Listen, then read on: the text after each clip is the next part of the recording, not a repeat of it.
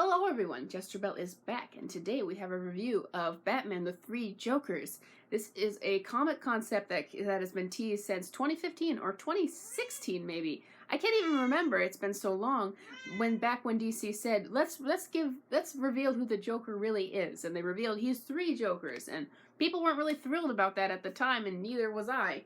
And but people were intrigued enough about the concept, I guess, just to see how DC would explain himself to buy into this comic. This comic is very hyped up, and a lot of people are interested in reading it.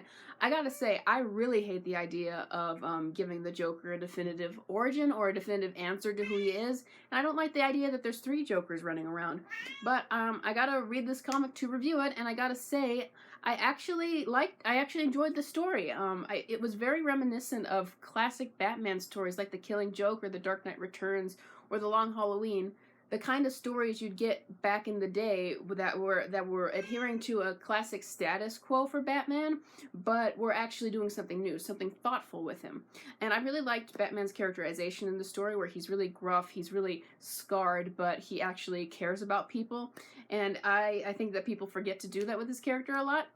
So we focus on Batman and Red Hood and Batgirl in the story. Three people, the three of characters of our heroes in the Batman universe who have been most hurt by the Joker. And obviously they're the ones who are coming together to try to find the mystery behind him. And I really liked how we see that dynamic come together, where Batgirl is a person who's in denial about how much she wants revenge against Joker. Red Hood is someone who completely gives in to his anger and his desire for revenge, and how you see that dynamic unfold. I like that we actually see them working together when we usually see these characters apart these days. What I thought was the most entertaining part of the book was seeing the three Jokers interact, because we finally get to see how someone as charismatic and as narcissistic as the Joker, how he would interact with himself. And it's really funny to read about. There's still a lot of mystery left in this story. Like, I'm still not sure if I'm still not sure what the three Jokers exactly are. Spoiler warning, one of them is killed at the end of the story. And I'm wondering, is this story going to go on where one is killed in each story? Is this going to end up where there's only one Joker left? We're going to end up where we still are in complete mystery of who the Joker really is because of this? And I'd be fine with that. Again, I like the mystery behind his character. And so, but right now I'm just like, this is an Elseworld story. They said that they might make it canon or make aspects of it canon, depending on how it's received. So right now I'm just taking it on its own terms and seeing where it's going and seeing how it explains itself. And I'm not going to get upset with it just yet. So far, I think as an Elseworld story, it's really an interesting concept. It's interesting to say that this might be actually what's happening behind the scenes with the Joker, and taking different versions of him that have been canon throughout the years and different ways that people have portrayed his personality, and saying that they're three separate people. Some little tidbits of the story I liked. I liked Barbara's suit, Batgirl's suit. I'm so glad we got something that was black and yellow like it used to be, rather than the bright purple cartoon version we got. I liked the reference to Gaggy Gagsworthy, who appeared in the story and was very humorously eaten by a shark. That's the Joker's original sidekick, who never really worked out. I was surprised to get a deep dive like that brought back, even if it was short-lived.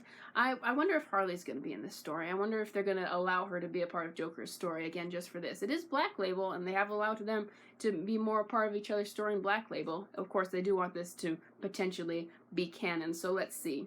And I also, as for the artwork of the story, it looked amazing. It was very reminiscent of Brian Boland's art for The Killing Joke, and I think that was the point. Even the opening pages of it are a white sketch against a black background, and that's very, very reminiscent, even a pull exactly from the way The Killing Joke started. And so it was very nice to look at, and all the designs of the characters are just great. So I think that, yeah, this is the most entertaining book I think DC Comics has going on right now. I like it a lot better than what's going on in the main Batman book right now.